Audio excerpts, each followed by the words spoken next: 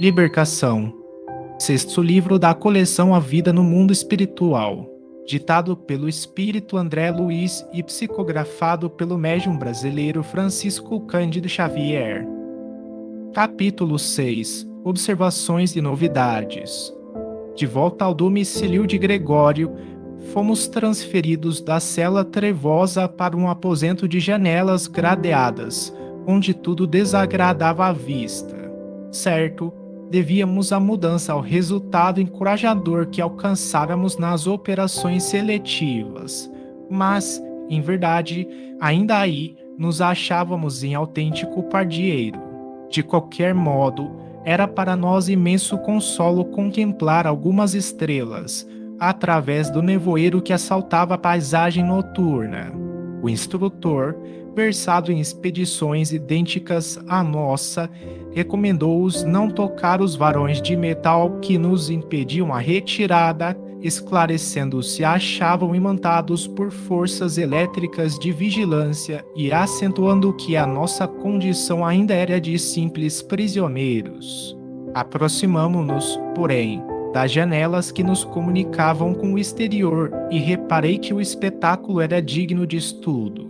Grande movimento na via pública, congregando vários grupos de criaturas em conversação não longe de nós. Os diálogos e entendimentos surpreendiam. Quase todos se referiam à esfera carnal. Questões minuciosas e pequeninas da vida particular eram analisadas com inequívoco interesse. Contudo, as notas dominantes caíam no desequilíbrio sentimental e nas emoções primárias da experiência física. Percebi diferentes expressões nos salos vibratórios que revestiam a personalidade dos conversadores, através das cores de variação típica. Dirigi-me a Gúbio, buscando-lhe oportuno esclarecimento. Não mediste ainda, respondeu, prestimoso à extensão do intercâmbio entre encarnados e desencarnados. A determinadas horas da noite, 3/4 partes da população de cada um dos hemisférios da crosta terrestre se acham nas zonas de contato conosco e a maior percentagem desses semilibertos do corpo, pela influência natural do sono, permanecem detidos nos círculos de baixa vibração qual este em que nos movimentamos provisoriamente. Por aqui, muitas vezes se forjam dolorosos dramas que se desenrolam nos campos da carne. Grandes crimes têm nestes sítios as respectivas nascentes e, não fosse o trabalho ativo e constante dos espíritos protetores que se desvelam pelos homens no labor sacrificial da caridade oculta e da educação perseverante sob a égide do Cristo, acontecimentos mais trágicos estarreceriam as criaturas. De alma voltada para as noções da vida imensa que o ambiente sugeria, rememorei o curso incessante das civilizações. Pensamentos mais altos clarearam meus raciocínios. A bondade do Senhor não violenta o coração. O reino divino nascerá dentro dele e, à maneira da semente de mostarda que se liberta dos envoltórios inferiores, medrará e crescerá gradativamente sob os impulsos construtivos do próprio homem. E temerária concepção a de um paraíso fácil. Gúbio percebeu minha posição mental e falou em socorro de minhas pobres reflexões íntimas. Sim, Andrei, a coroa da sabedoria e do amor é conquistada por evolução, por esforço, por associação da criatura aos propósitos do Criador. A marcha da civilização é lenta e dolorosa. Formidando os atritos se fazem indispensáveis para que o espírito consiga desenvolver a luz que lhe é própria. O homem encarnado vive simultaneamente em 3 planos diversos. Assim como ocorre a árvore que se radica no solo, guarda-lhe raízes transitórias na vida física, estende os galhos dos sentimentos e desejos nos círculos de matéria mais leve, quanto o vegetal se alonga no ar e é sustentado pelos princípios sutis da mente, tanto quanto a árvore é garantida pela própria seiva. A árvore temos raiz, copa e seiva por 3 processos diferentes de manutenção para a mesma vida e, no homem, vemos corpo denso de carne, organização perispirítica em tipo de matéria mais rarefeita e mente representando 3 expressões distintas de base vital com vistas aos mesmos fins. Segundo observamos, o homem exige para sustentar-se, no quadro evolucionário, segurança relativa no campo biológico, alimento das emoções que lhe são próprias nas esferas de vida psíquica que se afinam com ele e base mental no mundo íntimo. A vida é patrimônio de todos, mas a direção pertence a cada um. A inteligência caída precipita-se despenhadeiro abaixo, encontrando sempre nos círculos inferiores que elege por moradia milhões de vidas inferiores, junto às quais é aproveitada pela sabedoria celestial para maior glorificação da obra divina. Na economia do Senhor, coisa alguma se perde e todos os recursos são utilizados na química do infinito bem. Aqui mesmo, nesta cidade, tínhamos, a princípio, autêntico império de vidas primitivas que, pouco a pouco, se fez ocupado por extensas coletividades de almas vaidosas e cruéis. Entrincheiraram-se nestes sítios, guardando o louco propósito de hostilizar a bondade excelsa e exercem funções úteis junto a enorme agrupamento de criaturas, ainda subhumanas, não obstante atenderem a serviço que para nós outros seria presentemente insuportável. Usam a violência em largas doses. Todavia, no curso dos anos, a influenciação intelectual delas trará grandes benefícios aos oprimidos de agora e estejamos convictos de que, apesar de blasonar inteligência e poder, permanecerão nos postos que ocupam apenas enquanto perdurar o consentimento da divina direção, atento ao princípio que determina tenha cada assembleia o governo que merece. O instrutor confiou-se à pausa mais longa e concentrei minha atenção numa dupla feminina que conversava, rente à grade. Certa mulher já desencarnada dizia para a companheira, ainda presa à experiência física, parcialmente liberta nas asas do sono: notamos que você, ultimamente, anda mais fraca, mais serviçal. Será desencantada quanto aos compromissos assumidos. A interpelada explicou um tanto confundida. Acontece que João se filiou a um círculo de preces, o que, de alguma sorte, nos vem alterando a vida. A outra deu um salto à retaguarda, ao modo de um animal surpreendido e gritou: orações. Você está cega quanto ao perigo que isso significa? Quem reza cai na mansidão. É necessário espezinhá-lo, torturá-lo, feri-lo, a fim de que a revolta o mantenha em nosso círculo. Se ganhar piedade, estragar-nos-á o plano, deixando de ser nosso instrumento na fábrica. A interlocutora, no entanto, observou, ingênua. Ele se diz mais calmo, mais confiante. Marina, obtemperou a outra, intempestiva. Você sabe que não podemos fazer milagres e não é justo aceitar regras e intrugices de espíritos acovardados que, a pretexto de fé religiosa, se arvoram em ditadores de salvação. Precisamos de seu marido e de muitas outras pessoas que a ele se agregam em serviço e em nosso nível. O projeto é enorme e interessante para nós. Já esqueceu quanto sofremos? Eu, de mim mesma, tenho duras lições por retribuir. E batendo-lhe esquisitamente nos ombros, acentuava: não admito encantamentos espirituais. A realidade é nossa e cabe-nos aproveitar o ensejo integralmente. Volte para o corpo e não ceda 1 milímetro. Corra com os apóstolos improvisados. Fazem-nos mal. Prenda João, controlando-lhe o tempo. Desenvolva serviço eficiente e não liberte. Fira-o devagarzinho. O desespero dele chegará, por fim, e, com as forças da insubmissão que forem exteriorizadas em nosso favor, alcançaremos os fins a que nos propomos. Nada de transigência. Não se atemorize com promessas de inferno ou céu depois da morte. Em toda parte a vida é aquilo que fazemos dela. O que aberto com que me era dado perceber, reparei que a entidade astuta e vingativa envolvia a interlocutora em fluidos sombrios, à maneira dos hipnotizadores comuns.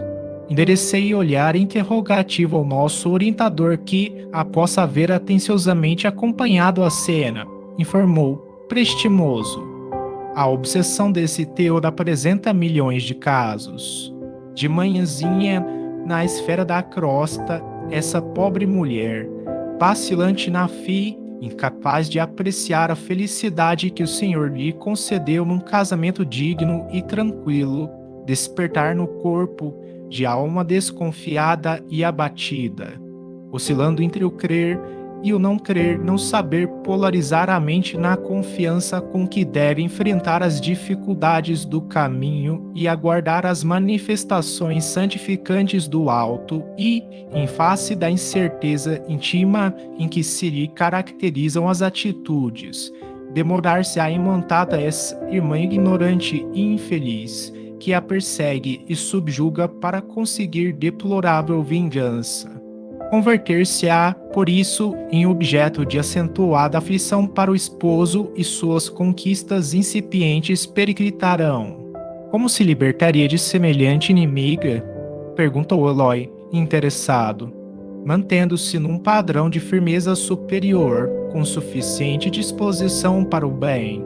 Com esse esforço, nobre e contínuo, melhoraria intensivamente os seus princípios mentais, afeiçoando-os às fontes sublimes da vida e, ao invés de converter-se em material absorvente das irradiações enfermiças e depressivas, passaria a emitir raios transformadores e construtivos, em benefício de si mesma e das entidades que se aproximam do caminho. Em todos os quadros do universo, somos satélites uns dos outros. Os mais fortes arrastam os mais fracos, entendendo-se, porém, que o mais frágil de hoje pode ser a potência mais alta de amanhã, conforme nosso aproveitamento individual.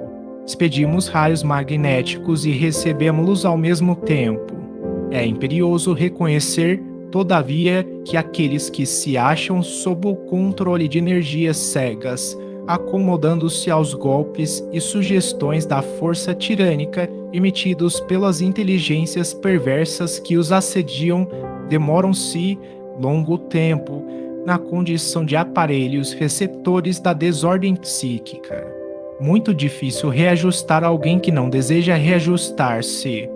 A ignorância e a rebeldia são efetivamente a matriz de sufocantes males.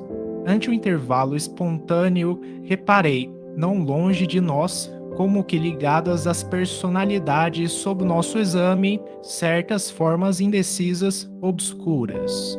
Semelhavam-se a pequenas esferas ovoides, cada uma das quais pouco maior que um crânio humano. Variavam profusamente nas particularidades. Algumas denunciavam movimento próprio ao jeito de grandes amebas, respirando naquele clima espiritual. Outras, contudo, pareciam em repouso, aparentemente inertes, ligadas ao halo vital das personalidades em movimento. Fixei, demoradamente, o quadro com a perquisição do laboratorista diante de formas desconhecidas. Grande número de entidades, em desfile nas vizinhanças da grade, transportavam essas esferas vivas como que montadas às irradiações que lhes eram próprias. Nunca havia observado antes tal fenômeno. Em nossa colônia de residência, ainda mesmo em se tratando de criaturas perturbadas e sofredoras, o campo de emanações era sempre normal. E quando em serviço, ao lado de almas em desequilíbrio, na esfera da crosta, nunca vi aquela irregularidade, pelo menos quanto me fora até ali permitido observar. Inquieto, recorri ao instrutor, rogando-lhe ajuda. André, respondeu ele, circunspecto, evidenciando a gravidade do assunto, compreendo-te o espanto.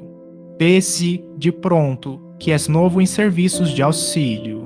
Já ouviste falar, de certo, numa segunda morte. Sim, acentuei. Tenho acompanhado vários amigos à tarefa reencarnacionista quando, atraídos por imperativos de evolução e redenção, tornam ao corpo de carne. De outras vezes, raras aliás, tive notícias de amigos que perderam o veículo perispiritual. O perispírito, mais tarde, será objeto de mais amplos estudos das escolas espiritistas cristãs, conquistando planos mais altos. A esses missionários, distinguidos por elevados títulos na vida superior, não me foi possível seguir de perto. Dúbio sorriu e considerou. Sabes, assim, que o vaso perispirítico é também transformável e perecível, embora estruturado em tipo de matéria mais rarefeita. Sim, acrescentei, reticencioso em minha sede de saber. Viste, companheiros, prosseguiu o orientador, que se desfizeram dele rumo a esferas sublimes, cuja grandeza por enquanto não nos é dado sondar, e observaste irmãos que se submeteram a operações redutivas e desintegradoras dos elementos perispiríticos para renascerem na carne terrestre. Os primeiros são servidores enobrecidos e gloriosos, no dever bem cumprido, enquanto que os segundos são colegas nossos, que já merecem a reencarnação trabalhada por valores intercessores, mas, tanto quanto ocorre aos companheiros respeitáveis desses dois tipos, os ignorantes e os maus, os transviados e os criminosos também perdem, um dia, a forma perispiritual. Pela densidade da mente, saturada de impulsos inferiores, não conseguem elevar-se e gravitam em derredor das paixões absorventes que por muitos anos elegeram em centro de interesses fundamentais. Grande número, nessas circunstâncias, mormente os participantes de condenáveis delitos e mantam-se aos que se lhes associaram nos crimes. Se o discípulo de Jesus se mantém ligado a ele através de imponderáveis fios de amor, inspiração e reconhecimento, os pupilos do ódio e da perversidade se demoram unidos, sob a orientação das inteligências que os entrelaçam na rede do mal.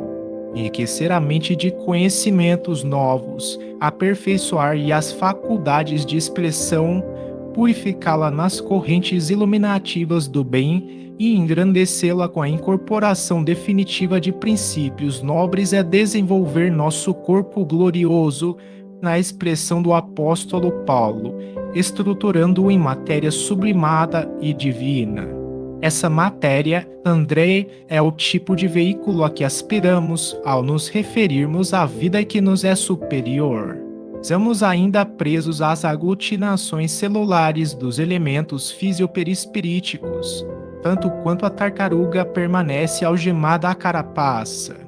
Imergimos-nos dentro dos fluidos carnais e deles nos libertamos em vicioso vai-vem através de existências numerosas, até que acordemos a vida mental para expressões santificadoras. Somos quais arbustos do solo planetário. Nossas raízes emocionais se mergulham mais ou menos profundamente nos círculos da animalidade primitiva. Vem a foice da morte e cega-nos os ramos dos desejos terrenos. Todavia, nossos vínculos guardam extrema vitalidade nas camadas inferiores e renascemos entre aqueles mesmos que se converteram em nossos associados de longas eras, através de lutas vividas em comum, e aos quais nos agrilhamos pela comunhão de interesses da linha evolutiva em que nos encontramos. As elucidações eram belas e novas aos meus ouvidos, e, em razão disso, calei as interrogações que me vagueavam no íntimo para atenciosamente registrar as considerações do instrutor, que prosseguiu. A vida física é puro estágio educativo dentro da eternidade, e a ela ninguém é chamado a fim de candidatar-se a paraísos de favor e, sim, a moldagem viva do céu no santuário do espírito, pelo máximo aproveitamento das oportunidades recebidas no aprimoramento de nossos valores mentais, com o desabrochar e envolver das sementes divinas que trazemos conosco. O trabalho incessante para o bem, a elevação de motivos na experiência transitória, a disciplina dos impulsos pessoais, com amplo curso às manifestações mais nobres do sentimento, o esforço perseverante no infinito bem, constituem as vias de crescimento mental, com a aquisição de luz para a vida imperecível. Cada criatura nasce na crosta da terra para enriquecer-se através do serviço à coletividade. Sacrificar-se é superar-se, conquistando a vida maior. Por isto mesmo, o Cristo asseverou que o maior no reino celeste é aquele que se converter em servo de todos.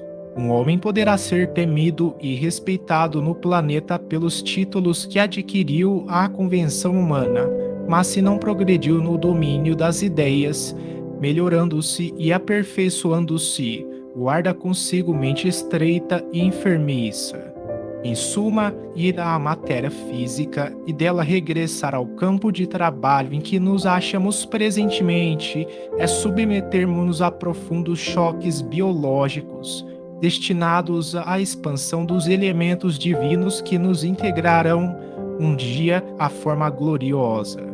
E porque me visse na atitude do aprendiz que interroga em silêncio, Rubio asseverou: para fazer-me mais claro, voltemos ao símbolo da árvore. O vaso físico é o vegetal, limitado no espaço e no tempo. O corpo perispirítico é o fruto que consubstancia o resultado das variadas operações da árvore, depois de certo período de maturação, e a matéria mental é a semente que representa o substrato da árvore e do fruto, condensando-lhes as experiências. A criatura, para adquirir sabedoria e amor, renasce inúmeras vezes no campo fisiológico, à maneira da semente que regressa ao chão.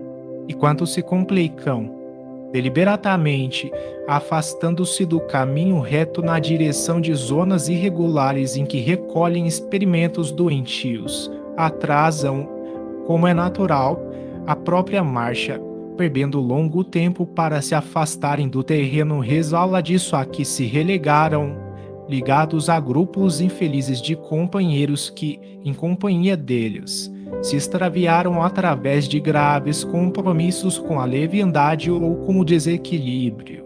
Compreendeste, agora, apesar da gentileza do orientador, que fazia o possível por clarear o seu pensamento, ousei indagar: e se consultarmos esses esferoides vivos, ouvir-nos-ão, possuem capacidade de sintonia?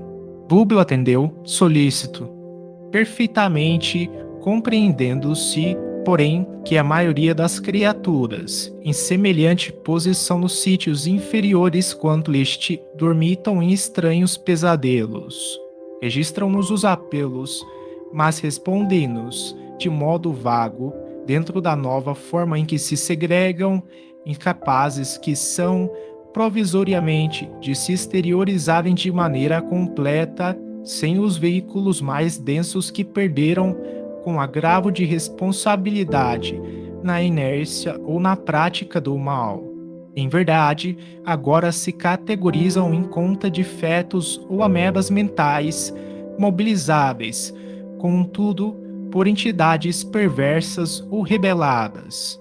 O caminho de semelhantes companheiros é a reencarnação na crosta da terra ou em setores outros de vida congênere, qual ocorre à semente destinar à cova escura para trabalhos de produção, seleção e aprimoramento. Claro que os espíritos em evolução natural não assinalam fenômenos dolorosos em qualquer período de transição, como o que examinamos. A ovelha que prossegue, firme, na senda justa, contará sempre com os benefícios decorrentes das diretrizes do pastor. No entanto, as que se desviam, fugindo a jornada razoável, pelo simples gosto de se entregarem à aventura, nem sempre encontrarão surpresas agradáveis ou construtivas. O orientador silenciou por momentos e perguntou, em seguida: Entendeste a importância de uma existência terrestre? Sim, entendia por experiência própria o valor da vida corporal na crosta planetária, contudo, ali, diante dos esferoides vivos, tristes mentes humanas sem apetrechos de manifestação, meu respeito ao veículo de carne cresceu de modo espantoso. Alcancei, então, com mais propriedade, o sublime conteúdo das palavras do Cristo: andai enquanto tendes luz. O assunto era fascinante e tentei Gúbio examiná-lo, mais detidamente. Todavia, o orientador, sem trair a cortesia que lhe é característica, recomendou-me esperasse o dia seguinte.